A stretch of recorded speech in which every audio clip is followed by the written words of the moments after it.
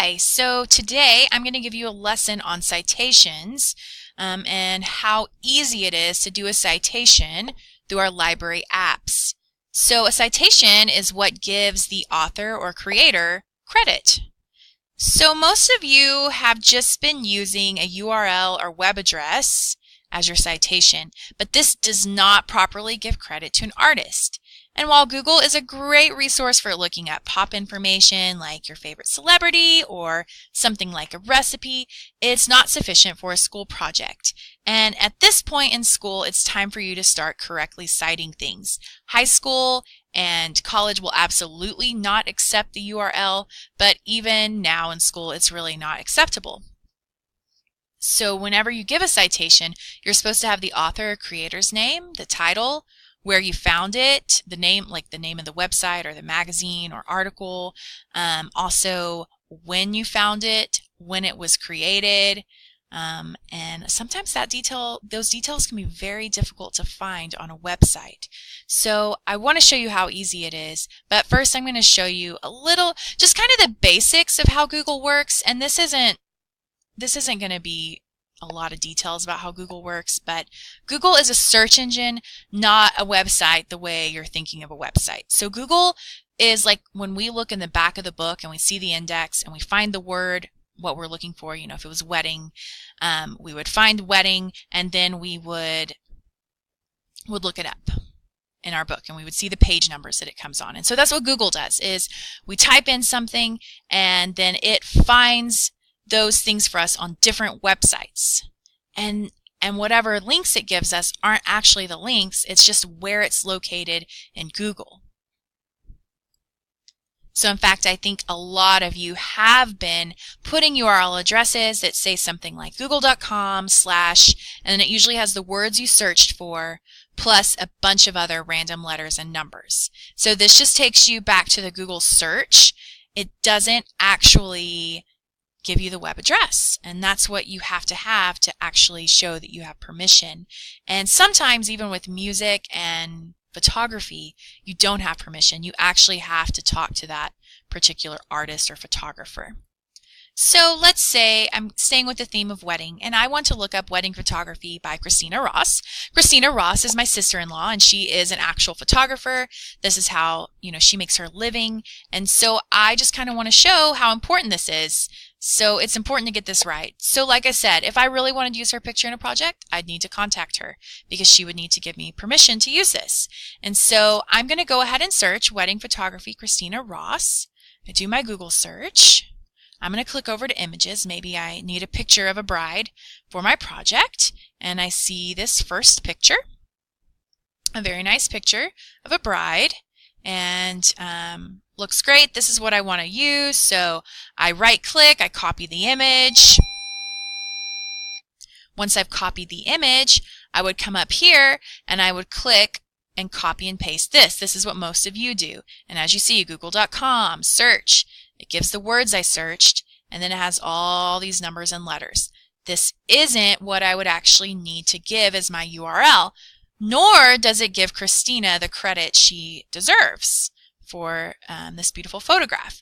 I would need to visit the web page, and now this actually takes me to her website, but even then I still have a lot of information I need to look up, like when the picture was taken, and it does have that here, who did it, what the name of this blog, all of that information would need to be in here as well. And sometimes that can be a little hard to find. Now I'm going to switch photos and show you how sometimes it doesn't take you to the correct web link or to the correct website. So the first one took us to her blog, which was correct, but now we're coming here, I click visit, and it actually takes us to a review site. While this would be great if you're looking for reviews, it's not really what we're looking for to give her credit, although it does have her contact info, so you could contact her, but it still is not the correct web address to give for the photo, and it even changed photos whenever we came here. So we need to know how to correctly cite, and so now I'm going to show you the easy way to do it. So here I am on the school website. And on the school website, neisd.net, we have access to Launchpad, which gives us access to all of our different school apps. The school app we're going to use today is called Library Resources. All your apps are placed alphabetically, so we'll be in the L's for Library Resources. I click Library Resources. It takes me to another folder with all kinds of different apps. These all of them are going to have some way for you to cite whatever information you're looking for. So the only app that we have that has images is Britannica Image Quest. Well, some of them have images, but this one is all images. Sort of like searching Google Images. We're going to look up Britannica Image Quest. We'll stick with our theme of wedding. Search in wedding. All kinds of wedding pictures are here. We could look up bride or anything different that you might want to look if you're trying to find something specific. I'm just going to choose the first picture again. Choose the first picture. We can see that we have credit.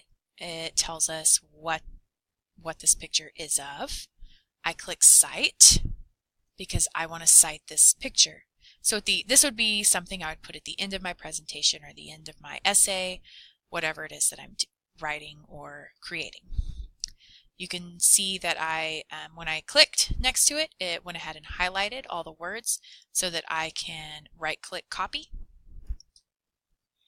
Gives me the title, tells me it's a photograph, tells me where we found it, and then it's from Encyclopedia Britannica, when it was put on the website, the link, and also when you found it. So I've copied it, and then I'll paste it to my presentation. Then all I have to do, right-click, copy image, and then I would be able to copy this into my presentation. So the main reason I would want to use this particular website or this particular library app is because I already have permission to use the photos. It has easy way to cite, and it's also going to be school appropriate, as well as it'll stay more accurate to your search than Google will. Now we're going to look at another digital app that is available through library resources. All of these are great. They all have different themes. There's biography, there's science, there's history and geography, but we're going to look at one called Resources Gale Research. This is pretty much more like Britannica Encyclopedia. It's just an encyclopedia of different information. We're going to look up World War I.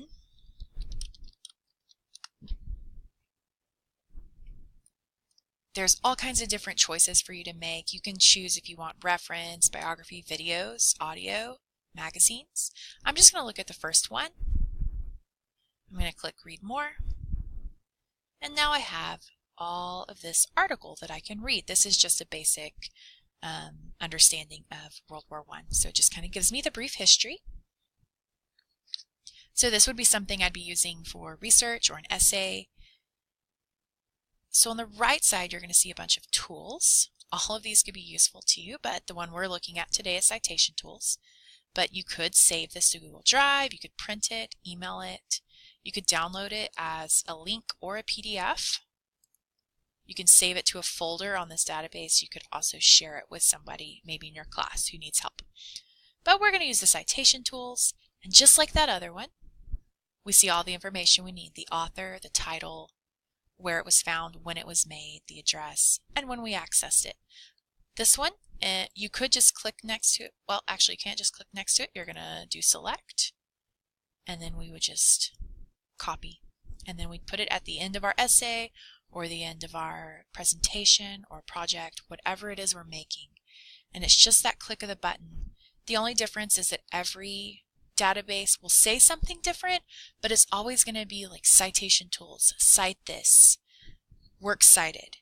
It's always going to be there. And when you use these, you don't have to find the information yourself. So it makes it a lot more simple. And so that is how we cite using the library resources. Now we're going to practice citing our own.